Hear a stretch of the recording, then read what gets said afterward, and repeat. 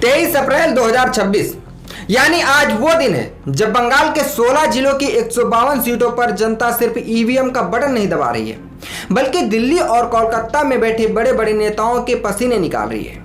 कुल 294 सीटों का अखाड़ा है। 29 अप्रैल को दूसरा राउंड होगा और 4 मई को तय होगा कि 148 का जादुई आंकड़ा पार करके सत्ता की मलाई आखिर कौन खाएगा।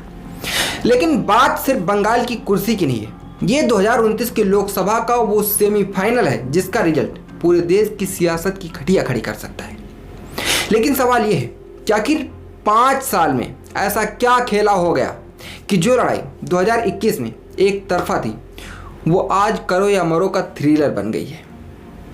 देखिए, हम कहानी को जरा फ्लैशबैक में लेकर चलते हैं ताकि पता चले कि ये आग सुलगनी कहाँ शुरू हुई। साल था 2021। दीदी व्हील चेयर पर बैठी थी, पैर में चोट लगी थी और खेला होबे का ऐसा नारा गूंजा कि भारतीय जनता पार्टी के रथ के पहिए बंगाल के कीचड़ में धंस गए।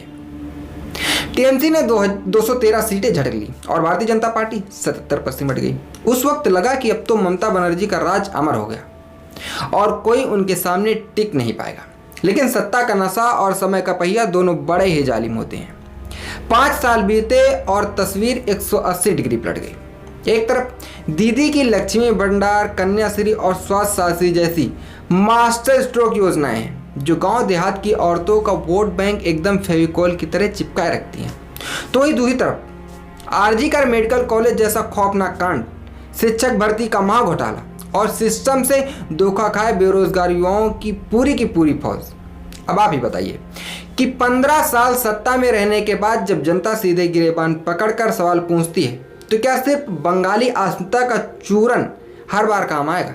दोस्तों देखो, आपको क्या लगता है, क्या लक्ष्मी भंडार के पैसे महिलाओं के गुस्से को शांत करवाएंगे? मुझे अभी कमेंट में यस या नो लिखकर बताओ। इस बार की लड़ाई कोई विचारधारा की लड़ाई नहीं रह गई है, ये विशुद्ध रूप से ईगो की लड़ाई है। दीदी बनाम दादा, यानी ममता बनर्जी बनाम शुवेंदु अधिकारी। शुवेंदु अधिकारी अब नंदीग्राम की उसी मनोवैज्ञानिक जीत के रथ पर सवार होकर पूरे बंगाल में घूम घूम कर टीएमसी के वोट बैंक में सेंध लगा रहे हैं। कल तक जो मां माटी मानुस नारा बंगाल की हवा में गूंजता था वो आज भारतीय जनता पार्टी के परिवर्तन के शोर और एंटी इंकम्बेंसी के लहर में गोते खा रहा। और हाँ, दूसरी बात सुनो, भारतीय जनता पार्टी ने पिछले 5 सालों में सिर्फ हवाखोरी नहीं की है। जो बीजेपी 2021 में सिर्फ उत्तर बंगाल या जंग महल तक सीमित थी, वो इस बार दक्षिण बंगाल और शहरी इलाकों में भी टीएमसी की छाती पर मूंग दल रही है। लेकिन इनकी भी अपनी एक लाइलाज बीमारी है। अमित शाह और दिल्ली से आए बड़े नेता दावे तो खूब ठोक रहे हैं कि अब की बार के नारे भी लगा रहे हैं, लेकिन लोकल बंगाली चेहरा कहाँ है? टीएमसी ने जो बाहरी का ठप्पा इनके माथे पर चिपकाया है उसे ये वॉशिंग मशीन में डालकर भी नहीं धो पाएंगे। ऊपर से प्रदेश इकाई में जो आपस में सिर्फ फुटबॉल चल रही है वो अलग तमाशा है। उत्तर भारतीय राजनीति का मॉडल बंगाल में थोपोगे तो मतुआ समुदाय जैसे वोटर छिटक कर दूर ही जाएंगे ना। अब आते हैं उन खिलाड़ियों पर जो कभी इस मैदान के शोर हुआ करते थे। कांग्रेस को लगा कि वामपंथियों की बैसाखी के सहारे अब दाल नहीं गलने वाली, तो 2026 में गठबंधन तोड़कर एकला चलो रे गाने लगे। मालदा, मुर्शिदाबाद और नदिया में पुराने वोटरों को जगा रहे हैं। टिकट मांगने वालों की भीड़ है, लेकिन पार्टी की जेब और संसाधन दोनों खाली हैं। बिना पैसों और नेटवर्क के बंगाल के रण में टिकना बच्चों का खेल है क्या?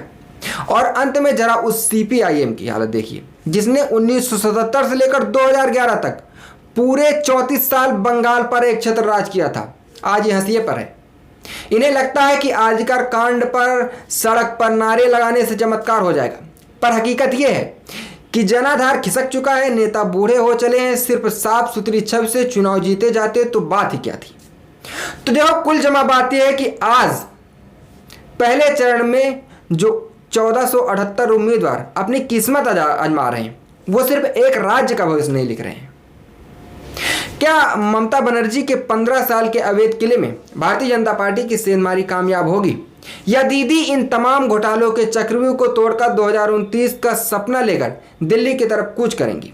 सस्पेंस बहुत गहरा है दोस्तों। बिसात बीत चुकी है, मोहरे चल रहे हैं। 4 मई को जब वोटों की पोटली खुलेगी तो कई बड़े बड़ों की राजनीतिक दुकानें हमेशा के लिए बंद हो जाएगी।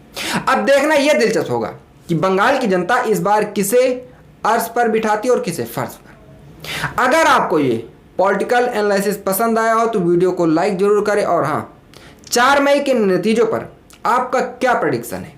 कौन जीतेगा बंगाल? मुझे कमेंट में अभी बताएं। देश और दुनिया की ऐसी ही डीप इनसाइट के लिए चैनल को सब्सक्राइब करना ना भूलें। मिलते हैं अगली वीडियो में।